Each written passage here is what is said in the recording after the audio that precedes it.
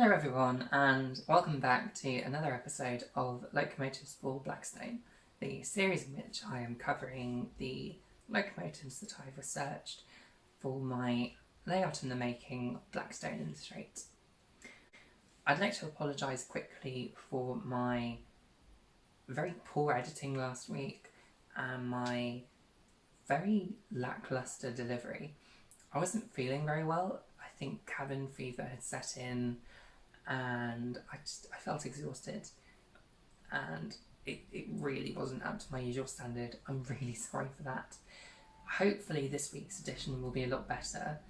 I am feeling a lot better in myself, so yeah, that's all I want to say on that. Last week saw our foray into full coupled tender locomotives, starting with the Southeastern and Chathams examples, and today we are working our way westwards, looking to the London, Brighton and South Coast and the South Western Railways locomotives. As always, if you do enjoy this video, please be sure to like and subscribe, and feel free to leave a comment down below. Your feedback really helps me to improve my content production and my delivery. I just like hearing back from you. It really helps me, and it's a great motivator. Today we're going to be looking at the London, Brighton and South Coast B2 and B4X, and the Southwestern's K10, T9 and L12 workhorses. Throughout this series I have been using the Russell volume of A Pictorial Guide to Southern Locomotives as a basis for locomotive numbers and dates, and that continues today. I would highly recommend this book as it's a fantastic starting point for model lovers of the Southern Railway, with some usefulness for pre-groupers also.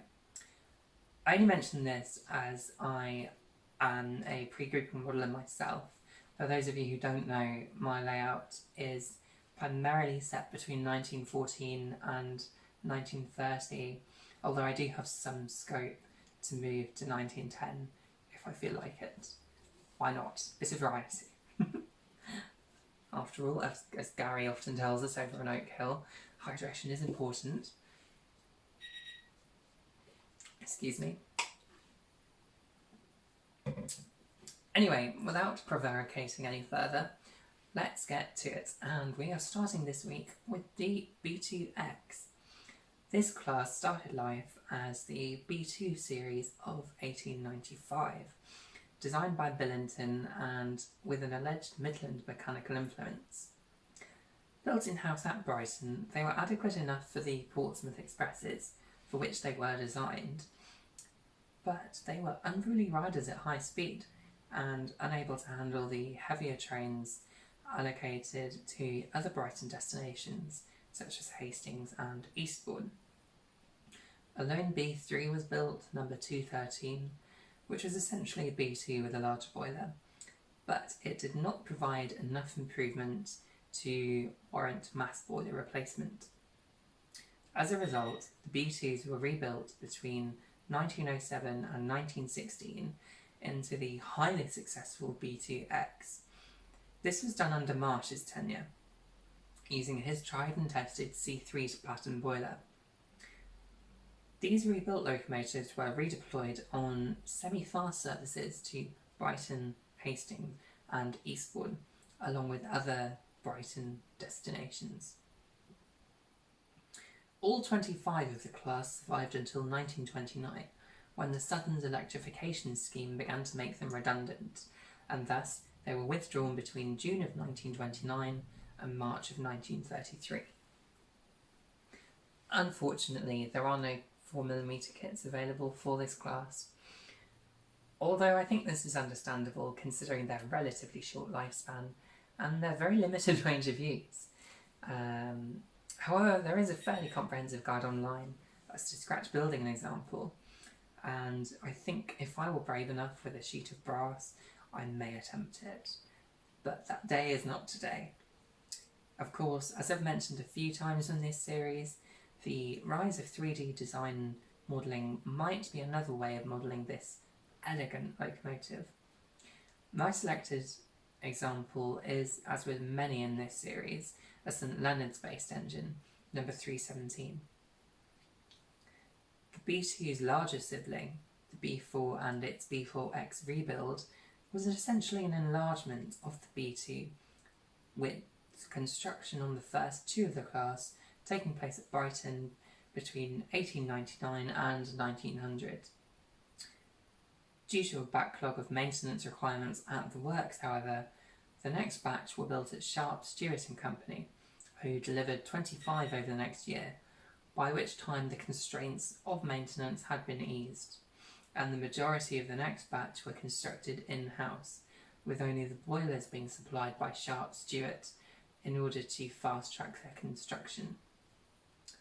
33 were built overall and undertook duties on the heaviest of Brighton services until the entry into traffic of the two Atlantic classes and the J-tanks, by which time the B4 and B4Xs were running on slower services to other destinations. 1918 saw number 46 rebuilt by Billington, with a new superheated boiler being fitted. This was a lone example, and bizarrely no testing was underdone before further rebuilding took place on other examples, this time using the standard K-type boiler. To say that the B4X was a rebuild is something of a misnomer. Barely anything of the locomotive actually saw it through the process. The frames, axles and cylinders all had to be discarded due to the length of the K-type boiler, ruling out recycling of these original parts. The Brighton being ever frugal, however, the original motion and motion plate were reused, meaning the angle of the pistons was restrained, resulting in smaller diameter valves being fitted, and ultimately the locomotive was a bit of a poor steamer. Not awful, but not quite as successful as their contemporary large locomotives. 12 locomotives out of the class were rebuilt between August of 1922 and January of 1924, but no more were built.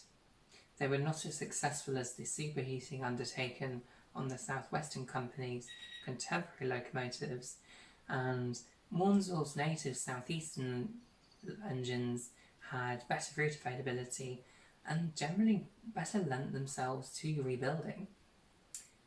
Both the B4 and B4X continued with lesser duties on the Brighton network, but 13 members of the class of the B4s were withdrawn prior to the war, with the remainder surviving by virtue of the conflict, necessitating additional motive power.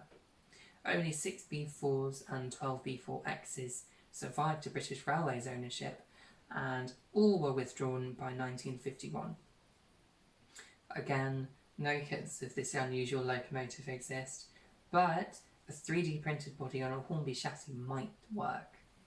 I imagine, thanks to the prevalence of 10-foot centred driving wheels on British 440s, a Schools class chassis or a 2P would work wonderfully.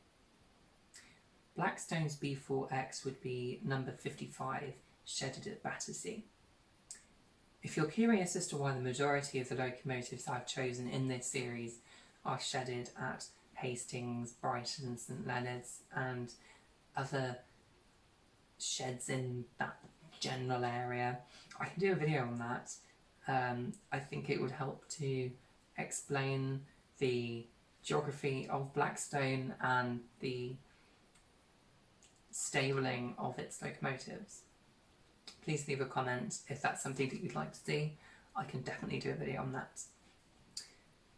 We're moving west now to the South Western Company with its plethora of 440s, rivaling, if not exceeding, the Kentish Company's number of classes.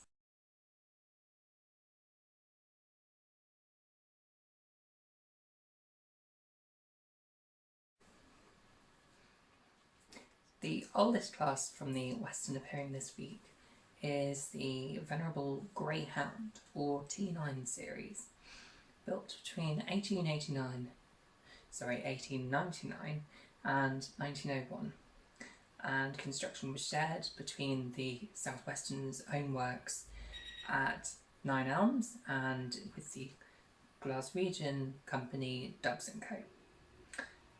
This class was derived from the disappointing C8 class of the previous year, the major flaw of which was the shallow firebox, constrained by the 9-foot wheelbase. Drummond alleviated this issue by lengthening the wheelbase of the T9 by an additional foot and constructing a slightly larger boiler, which facilitated better steaming and allowed for a larger firebox overall, which benefited the retention and rate of fire. 20 were built at Nine Elms, and the remaining 30 were built by Dubs. These were all paired with six-wheel tenders from the start and were of the so-called narrow cup style, with additional coupling rod splashes outside of the main wheel splashes, looking very elegant and very Victorian. 15 more of these locomotives were constructed at Nine Elms, by this time changing to solely the wide cap variety, with full width splashes on the running plate. This particular batch ran initially with the Drummond watercart tender, or bogie tender, for longer running on longer services. An interesting note on these tenders is that they utilise the bogie wheels from older locomotives, ensuring that good parts did not go to waste. Practical as ever. After 1912, Drummond's successor Ury began to superheat the class progressively with his own design, and from 1925, Maunsell additionally superheated and occasionally exchanged the superheaters on the T9s for his own design.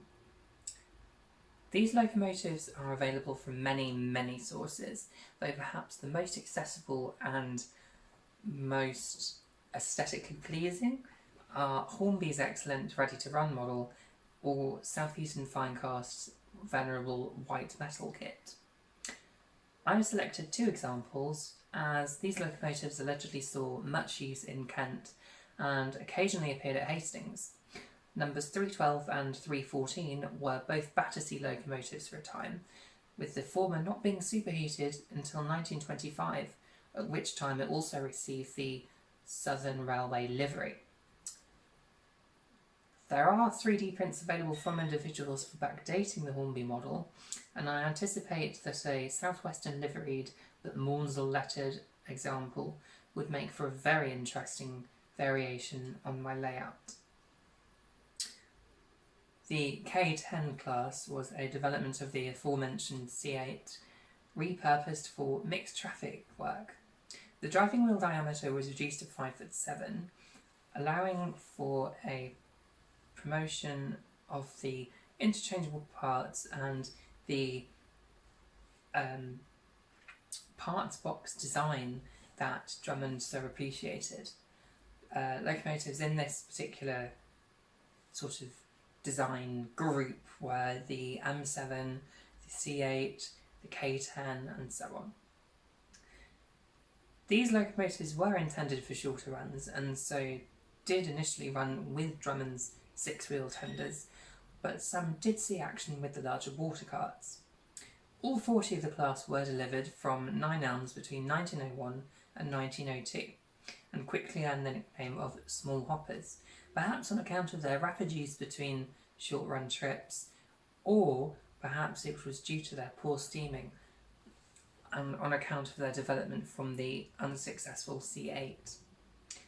Unusually for a southwestern design, this class was never superheated.